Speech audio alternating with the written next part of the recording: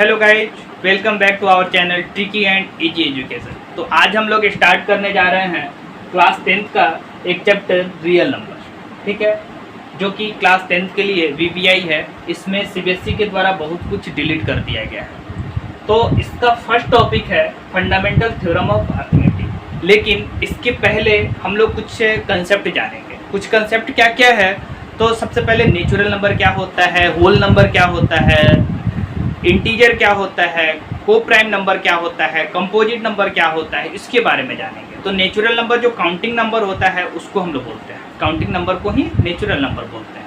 Whole number क्या होता है, काउंटिंग नंबर में जो जीरो इंक्लूड हो जाता है ना, उसको होल नंबर बोलते हैं। फिर हम लोग बात करते हैं इंटीजर।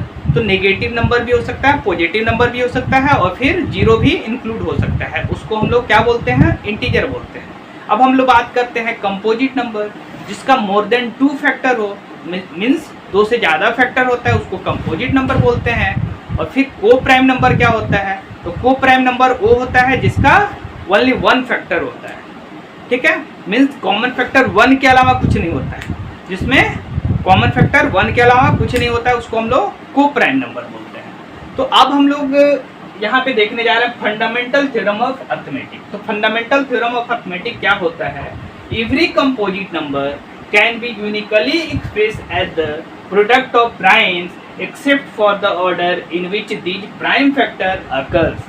मीन्स दुनिया का कोई भी ऐसा नंबर जिसका प्राइम फैक्टर का प्रोडक्ट जो होता है यूनिक होता है, लेकिन उसका ऑर्डर कुछ भी हो उससे मैटर नहीं करता है। मीन्स उसका प्राइम फैक्टर का प्रोडक्ट जो होता है वो यूनिक होता है। जैसे एग्जाम्पल लेते हैं, तो एग्जाम्पल क्या होता है, यहाँ पे 12 लेते हैं, तो 12 में क्या हो जाएगा, इसको हम लोग 2 × 2 × 3 लिख सकते हैं। मीन्स 12 का प्राइम फैक्टर का प्रोडक्ट जो होगा इतना ही होगा, इसके अलावा कुछ नहीं होगा, बस इसका ऑर्डर डिफरेंट हो सकता है। मीन्स 2 × 3 × 2 लिख सकते हैं, या फिर 3 × 2 × 2 लिख सकते हैं। ऑर्डर डिफरेंट हो सकता है, लेकिन ये प्राइम फैक्टर का प्रोडक्ट वो हमेशा यूनिक ही होगा, उसके अलावा कुछ नहीं होगा। तो ये है हम लोग का फंडामेंटल थ्योरम ऑफ अर्थमेटिक। एक और एग्जांपल लेके हम लोग देखते हैं।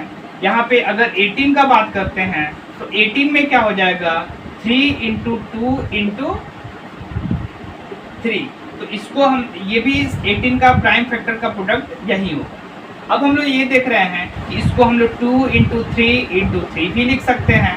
तो ये इसका ऑर्डर डिफरेंट हो सकता है, लेकिन ये प्राइम फैक्टर का प्रोडक्ट हमेशा वो यूनिक ही होता है, ठीक है।